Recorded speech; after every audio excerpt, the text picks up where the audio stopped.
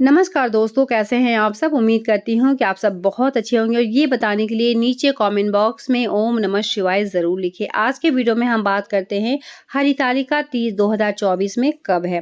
पहली बार या ये व्रत कर सकती हैं या फिर नहीं।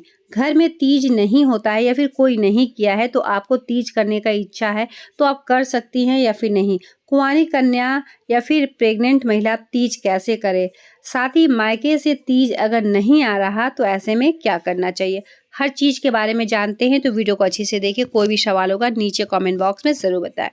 भाद्र मास के शुक्ल पक्ष के तृतीया तिथि में हरितालिका तीज मनाया जाता है और इस बार हरितालिका तीज जो है वो 6 सितंबर को मनाया जाएगा, यानी 5 सितंबर को जो है नहाए खाए है, इसका नियम है और 6 को आपको व्रत रखना है।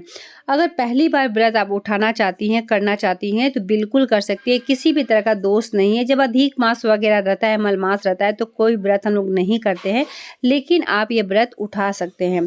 दूसरा जो है, घर में अगर तीज नहीं होता है तो क्या आप उठा सकते हैं। देखिए, इसको 2 तरीके से आपको देखना है। एक तो कभी तीज घर में हुआ होगा और इस दौरान कुछ अशुभ कार्य हो गया है, या फिर उसी के बाद से है बहुत सारे लोग जो है तीज बंद कर देते हैं या फिर नहीं करते हैं। दूसरा जो है कि कोई कभी तीज किया ही नहीं है, वो परंपरा जो है वो बनते गया, तो ऐसे में आपको तीज करना है या फिर नहीं। तो घर में किसी भी तरीके से कुछ अशुभ हो गया, लोग इस तरीके से नहीं करते हैं, तो ऐसे में थोड़ा सा अपने नियम, अपने घर का जो नियम है वो तो करना ही आपको है, तो आप तीज जो है वो ना करें। लेकिन अगर कोई किया ही नहीं कभी भी, तो ऐसे में आप तीज का जो व्रत है कर सकती हैं। घर परिवार की सलाह से राय ले ले और आप ये बोले कि तीज का जो व्रत है, क्योंकि ये तो शिव जी और पार्वती माँ का सर्वश्रेष्ठ व्रत है और ये व्रत करने से पति का जो उम्र होता है, कहा जाता है कि दीर्घायु और अखंड सौभाग्य की प्राप्ति होती है। और माता पार्वती तीज का व्रत करके ही शिव जी को प्राप्त की थी, तो ये हर सुहागिन महिला करती है। और साथ ही कुछ ही लोग ऐसे हैं जो नहीं कर पाते हैं, जिनके घर में कुछ ऐसा कार्य हुआ है जो कि नहीं किया जाता है। बाद बाकी देखा जाए तो हर सुहागिन महिला तीज यानी हरितालिका तीज का व्रत करती हैं और अखंड सौभाग्य के लिए ये तीज जो है करना ही चाहिए।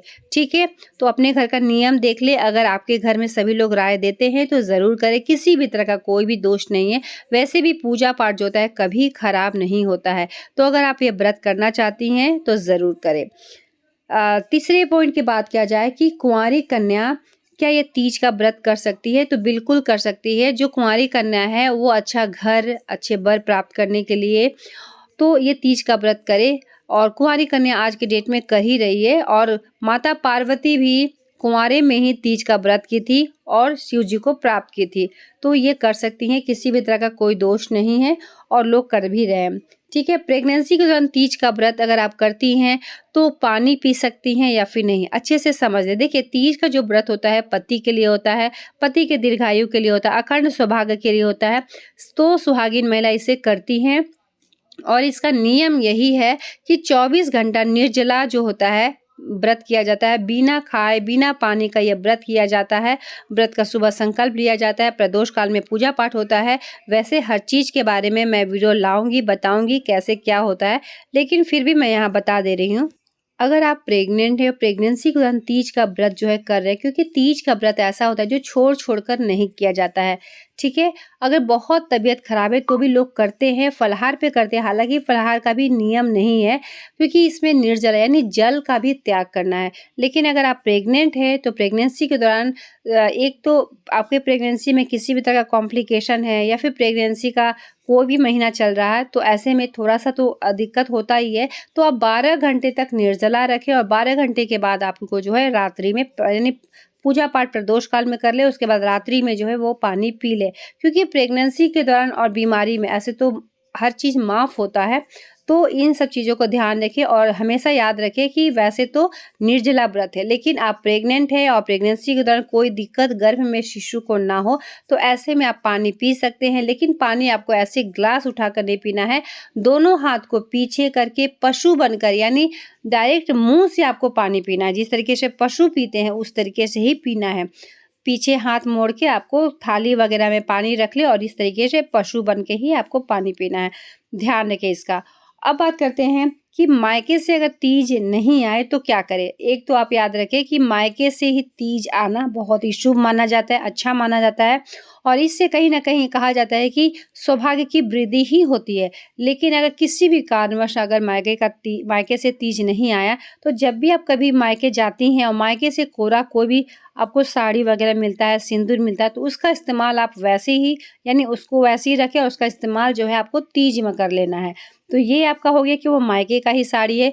लेकिन अगर वो भी नहीं है आपके पास, तो शादी जिस साड़ी से हुआ है, उस साड़ी का भी इस्तेमाल आप कर सकती हैं तीज में। क्योंकि जिस साड़ी से शादी होता है वो जो होता है बहुत ही शुद्ध और पवित्र होता है, क्योंकि उसी से हमारा सिंदूर परा रहता है। तो वो शादी जो है करवा चौथ हो या फिर तीज हो या फिर मतलब कोई भी हम लोग इस टाइप का काम करते हैं, तो वो साड़ी आप चाहे लहंगा हो या फिर साड़ी हो, आप इस्तेमाल कर सकती हैं, ठीक है।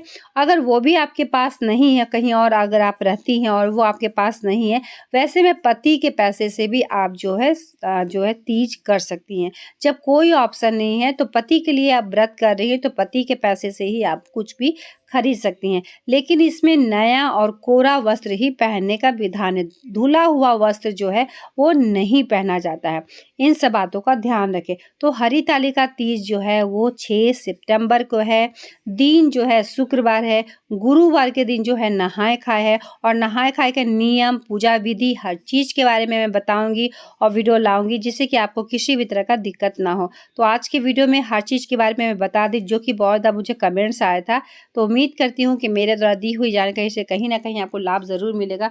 फिर भी किसी भी तरह का डाउट, सवाल, सुझाव होगा, नीचे कमेंट बॉक्स में ज़रूर बताएँ। मिलते हैं एक नए वीडियो के साथ, तब तक के लिए धन्यवाद।